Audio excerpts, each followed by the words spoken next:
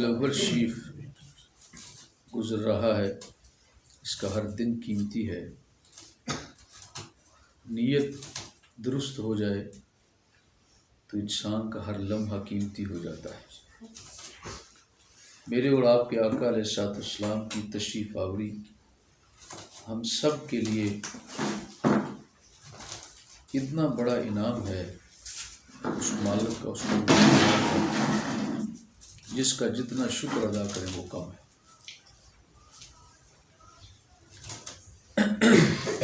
اللہ تعالیٰ نے اپنے محبوب اور نبی آخر الزماں خاتم الانبیاء صلی اللہ علیہ وسلم کی یوں صفت بیان فرمائی قرآن پاک کے اندر۔ آپ بھی سماعت فرمائیں، ترجمہ بھی ہو گیا، چند لمحوں میں تو کافی ہے، تفصیلات میں جانا ذرا مشکل ہو جائے گا۔ صرف اللہ تعالیٰ کی یہ فرمان یا اس میں کچھ تھوڑی جو ممکنہ ہو سکا آپ سے عرض کرتا ہوں۔ لقد جاءکم رسول من انفسکم، بے شک تمہارے پاس، لام بھی تاکید کا ہے، لفظ قد دونوں یہ بھی تاکید، دونوں ہی تاکید کے ہیں۔ کیا مطلب کہ اگلی جو آنے والی گفتگو ہے نا، جو کلام ہے وہ بہت اہم ہے، اس کے لیے بے دھیانی نہیں، پورا دھیان اور توجہ چاہیے، اور اس کی بڑی اہمیت ہے۔ کیا فرمایا؟ لقد جاءکم رسول، بالتحقیق ذرا ہوشیار ہو جو بات سمجھنے کے لیے، جاءکم رسول من انفسکم، تمہارے پاس عظیم شان رسول تشریف لایا ہے۔ من انفسکم، وہ تمہیں میں سے ہے۔ عزیز علیہ ما عنتم، وہ چیز جو تمہیں بے قرار کرتی ہے انہیں بھی بے قرار کر دیتی ہے۔ حریص علیکم، وہ تمہارے نفع کے لیے بہت حرص رکھتے ہیں، میرے کسی امتی کو نقصان نہ پہنچے۔ وہ جیے تو نفع کے ساتھ، ٹھہرے تو نفع کے ساتھ، سانس لے تو نفع کے ساتھ، اس کا اٹھنا بیٹھنا چلنا پھرنا نفع والا ہو۔ قبر میں جائے تو وہاں بھی نفع نصیب، نکاح کرے تو اس میں نفع، اللہ کا ذکر کرے اس میں نفع، یعنی اس کا کوئی لمحہ بھی اللہ کے ذکر کے بغیر اور نفع کے بغیر نہ ہو۔ اللہ کے محبوب اپنے ان امتیوں کے لیے اور انسانوں کے لیے یہ چاہت رکھتے ہیں کہ کوئی بندہ اللہ کا اپنے مالک سے دور نہ ہو، بلکہ سب اپنے مالک کا قرب حاصل کریں۔ اچھا، حریص علیکم بالمؤمنین رؤوف رحیم، اور مومنوں کے ساتھ تو بڑی مہربان ہے۔ سبحان اللہ، دیکھو نا انداز ہی بدل گیا، پیچھے فرمایا تم سب کے لیے، پہلے فرمایا یعنی جتنی نسل انسانیت ہے سب پر یہ اللہ کا احسان ہوا ہے، صرف مومنوں پر نہیں، سب پر اللہ کا احسان ہوا ہے۔ اور مومنوں کے لیے نکھیڑ کے رکھا، اور مومنوں کے لیے وہ تو بڑی مہربان ہے۔ سبحان اللہ، بھائی جب جو مومن نہیں ہے اس پر اتنی شفقت کرتے ہیں تو جو مومن ہوگا کیا اس پر شفیق نہیں ہے؟ نہیں، اس پر بھی بہت شفیق ہیں، بہت مہربان ہیں، بہت عنایت فرماتے ہیں، اور اپنے ماننے والوں کے لیے ہمیشہ اپنا دروازہ کھول کے رکھتے ہیں کہ جب بھی کوئی بھی میرے لیے آ جائے تو میرا دروازہ اس کے لیے کھلا ہوا ہے، جس وقت بھیک چاہے اور اس مالک کی بارگاہ سے حاصل ہونے والی خیرات کی طلب لے کے آ جائے، میرا دروازہ اس کے لیے کھلا ہوا ہے۔ سبحان اللہ۔ فَإِن تَوَلَّوْا فَقُلْ حَسْبِيَ اللَّهُ، پھر اگر وہ منہ پھیر دیں تو تم کہہ دو مجھے اللہ کافی ہے۔ اگر لوگوں کو یہ خیال ہو کہ ہم ساتھ ملیں گے تو شاید ان کو کچھ سماجی وجہ سے فائدہ ہوگا، یہ کیا کہہ رہے ہیں؟ کیا سوچتے ہوں گے کہ ان کی وجہ سے تمہیں فائدہ ہوگا؟ نہیں میرے محبوب، ان کی وجہ سے تمہیں فائدہ نہیں ہے، بلکہ تمہاری وجہ سے انہیں فائدہ ہوگا۔ سبحان اللہ، یہ ساتھ چلتے ہیں تو اچھا ہے، آپ کا آگاہ کر دینا کافی ہے، تبلیغ کر دینا، پہنچا دینا کافی ہے، ہدایت تو میں نے دینی ہے۔ اب اگر کوئی آدمی بھاگتا ہے دوڑتا ہے تو جائے موج کرے، اسے تم کہہ دینا او اللہ کے بندو میرے لیے بس اللہ کافی ہے، سبحان اللہ، میرے لیے اللہ کافی ہے، لا الہ الا ہو، اس کے سوا کوئی بندگی کے قابل نہیں ہے، کوئی لائق نہیں۔ علیہ توکلت، میں تو اللہ پر ہی توکل رکھتا ہوں، وَهُوَ رَبُّ الْعَرْشِ الْعَظِيمِ، اور وہ بڑے عرش کا مالک ہے، عرش عظیم کا مالک ہے۔ تو جب وہ عرش عظیم کا مالک ہے تو پھر تمہیں مجھے کیا ضرورت ہے؟ وہ تو مالک میرا ہے اور میں اس کا، تو اب مجھے تمہاری کیا حاجت؟ اور یہ زمین اور اس دھرتی کی مملکت، اس کا اقتدار، اس کی حکمرانی، اس کے زمین کے اندر دفینے جو چھپے ہوئے ہیں، وہ جتنے بھی دفینے ہیں، خزانے ہیں، وہ سارے کے سارے اکٹھے کر لیے جائیں تو عرش الہی کے سامنے تو ایک نقطہ بھی نہیں بنتے، ان کی کیا حیثیت ہے؟ تو جس وقت عرش عظیم کا مالک میرا مالک ہے تو پھر مجھے اس دھرتی کی کیا حاجت ہے، ان کے خزانوں کی کیا ضرورت ہے؟ وہ تو اشارہ فرمائے تو اس جیسے اربوں خربوں کرۂ ارض پیدا فرمائے اللہ۔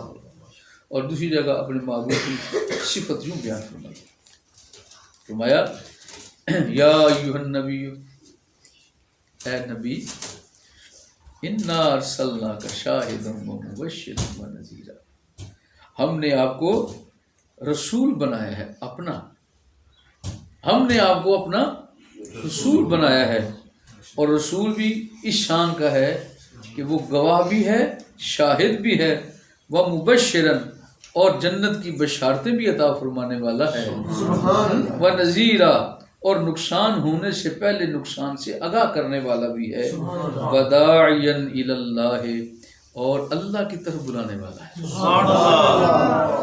کدھر بلانے والا ہے؟ اللہ کی طرف۔ وداعیا، یہ دعوت دیتے ہیں کس چیز کی؟ کہ آؤ اللہ کی طرف، چلے آؤ اللہ کی طرف، باذنہ ہی، اور یہ اللہ کے حکم سے کر رہے ہیں، اللہ کے اذن سے کر رہے ہیں، اللہ کی اجازت سے کر رہے ہیں، کیا کہ آؤ اللہ کی طرف۔ اور جس کو یہ اللہ کی طرف لے کے آتے ہیں، چونکہ اللہ کی اذن سے ہے تو اللہ اس کے لیے دروازے بھی کھول دیتے ہیں۔ وسراجا منیرا، اور یہ چمکتا روشن چراغ ہے، یہ چمکتا روشن چراغ ہے۔ دیکھو قرآن پاک میں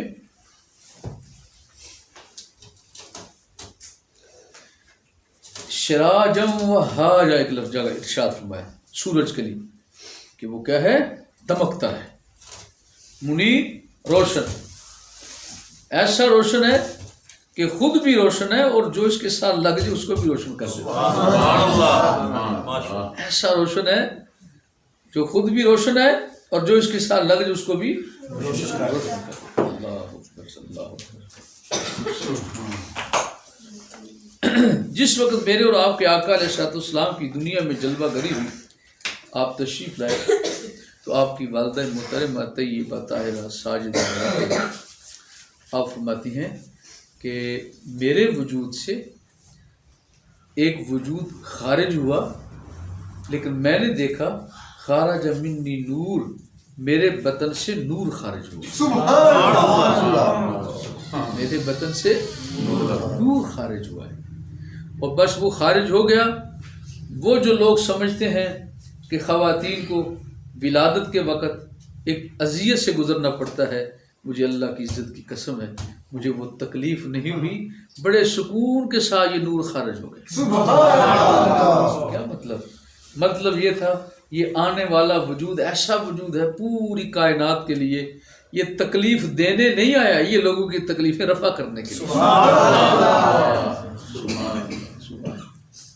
پھر آپ فرماتی ہیں ایک جو آپ کے ساتھ خدمت کی داعیہ تھی، ان کا نام تھا حضرت شفا رضی اللہ تعالی عنہ، خاتون ہے، تو آپ کی خدمت میں حاضر تھی، وہ بھی یہ فرماتے ہیں جو ہی آپ دنیا میں جلوہ گر ہوئے تو میں نے ہاتھ میں اٹھایا تو یہ نہیں فرمایا کہ میں نے ایک پیکر بشر اٹھایا، فرماتی ہے میں نے ایک نور کا حصہ اٹھایا۔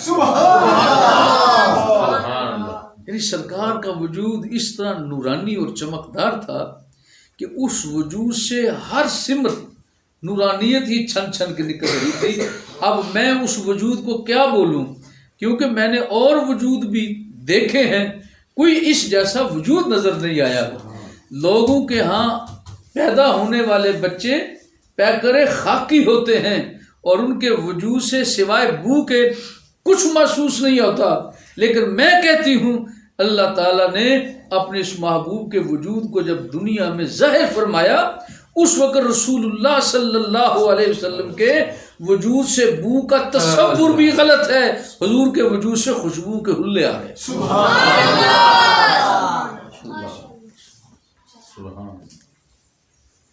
سرکار کے وجود سے خوشبو محسوس ہو رہی تھی.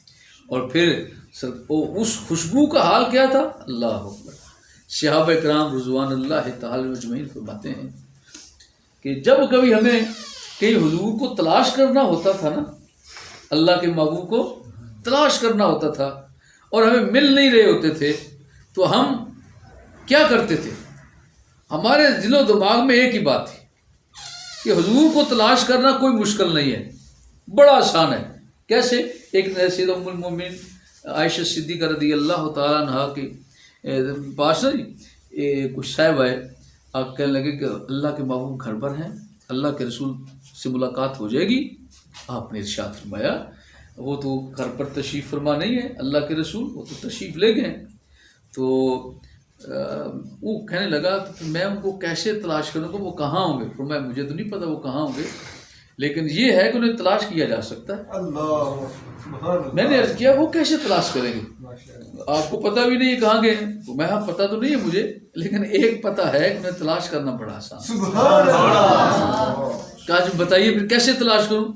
آپ نے ارشاد فرمایا بتاؤ تمہیں خوشبو آ رہی ہے یہاں کھڑے ہو کے؟ یہاں خوشبو تو آ رہی ہے. فرمایا اس خوشبو کے پیچھے پیچھے چلتے جاؤ چلتے جاؤ، جہاں خوشبو کا دباؤ بڑھ جائے گا سمجھنا رسول اللہ یہیں. وہ فرماتے ہیں پھر میں نے اس پر تجربہ کیا اور پھر میں چل پڑا، چلتا گیا اس خوشبو کی طرف، بڑھتا گیا جوں میں آگے بڑھتا خوشبو بھی بڑھتی جاتی یہاں تک کہ ایک جگہ جا کر خوشبو کی اتنی وسعت ہوئی کہ مجھے یقین ہو گیا کہ رسول اللہ یہیں پر تشریف فرما. اور جب پوچھا دروازہ کھولا تو پتہ چلا ہاں اللہ کے محبوب یہیں جلوہ کر. تو آپ اندازہ کریں نا، جب بچپن کی خوشبو کا وہ حال تھا تو پھر 55 کی خوشبو کا پھر کیا حال ہوگا. میرے آقا تشریف لائے تو خوشبو کے حلے آ رہے تھے. جب ہمارے ہاں اولاد پیدا ہوتی ہے تو اس وقت یہ کیفیت نہیں ہوتی، ہمیں خود چھڑکاؤ کرنا پڑتا ہے ماحول کو خوشگوار کرنے کے لیے. لیکن میرے آقا علیہ الصلوۃ والسلام کی تشریف آوری وہ بتا رہی ہے کہ میں کسی خوشگوار ماحول کا محتاج نہیں ہوں، میں جہاں چلا جاؤں وہ ماحول ہی خوشگوار ہو جائے. سبحان اللہ. داعیا الی اللہ باذنہ وسراجا منیرا. اور حضرت سیدہ طیبہ طاہرہ حضور کی والدہ محترمہ فرماتی ہیں کہ میں اپنے گھر میں لیٹی ہوئی تھی، جس وقت سرکار کے دنیا میں آنے کا وقت قریب آ گیا تو میں نے دیکھا کہ بہت لمبے لمبے قد والی خواتین تشریف لائیں.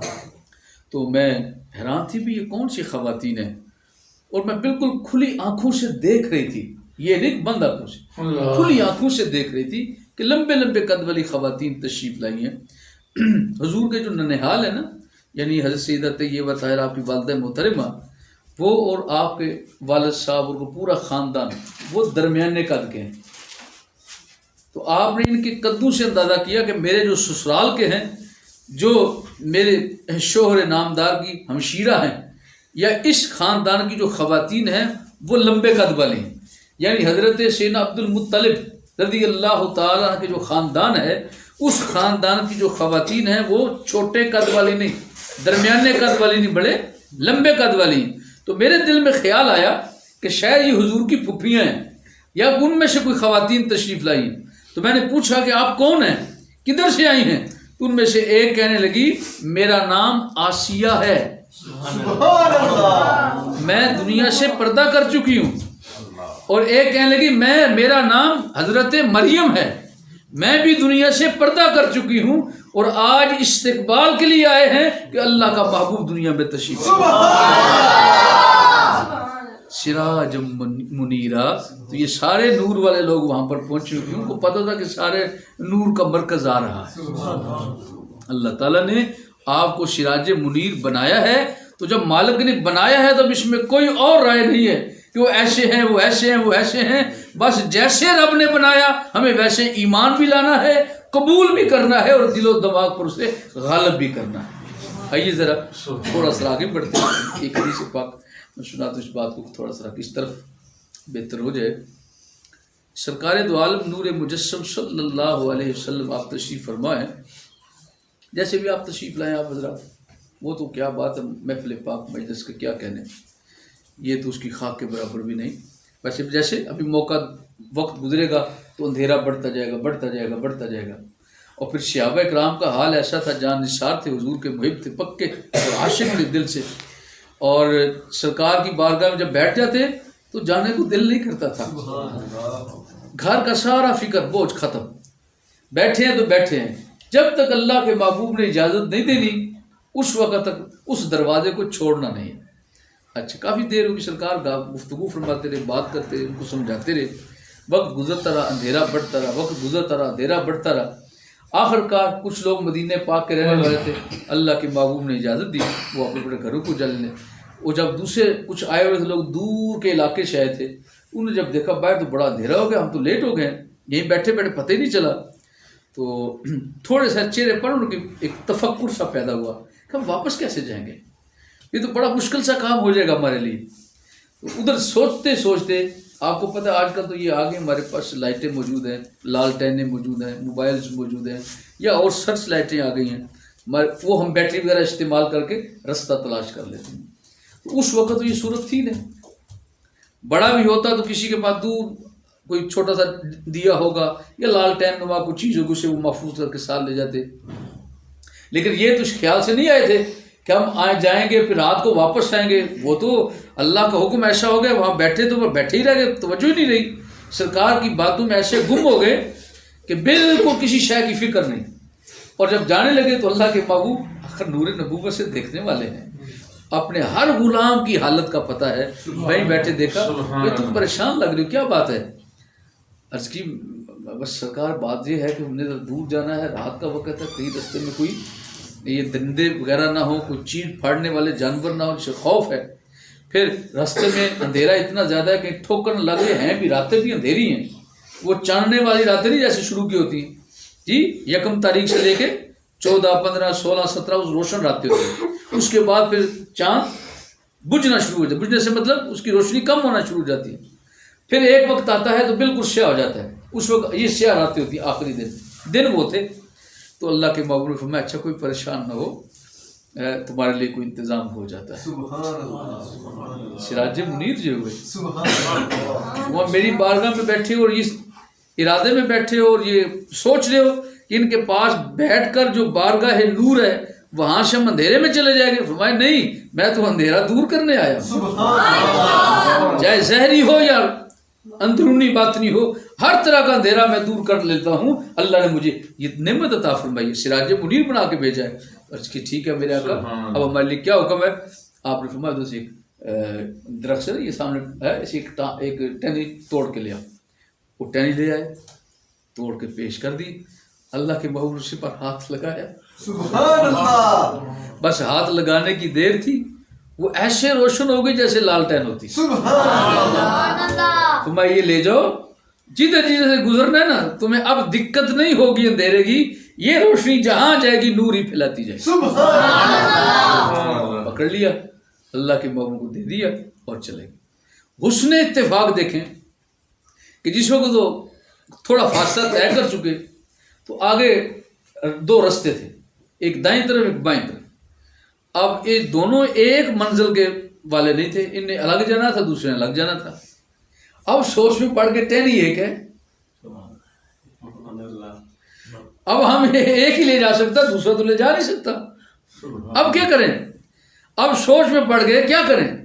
لگتا ہے میرے آقا علیہ الصلوۃ والسلام کی توجہ ان پر تھی، آخر نور دے کے جو بھیجا تھا تو پیچھے سے توجہ فرما دی. مالک کا کرم ایسا ہوا، یوں دل پھرا، کہنے لگے اللہ کے رسول نے دیا ہے، اب یہ نور ختم ہونے والا تو ہے نہیں. سبحان اللہ. کوئی بات نہیں، ایک یہ لے جائے. دوسرے نے کیا کیا؟ ایک ٹہنی لی، اس کے ساتھ رگڑ لی. سبحان اللہ. اس ٹہنی کے ساتھ دوسری ٹہنی کو مس کیا.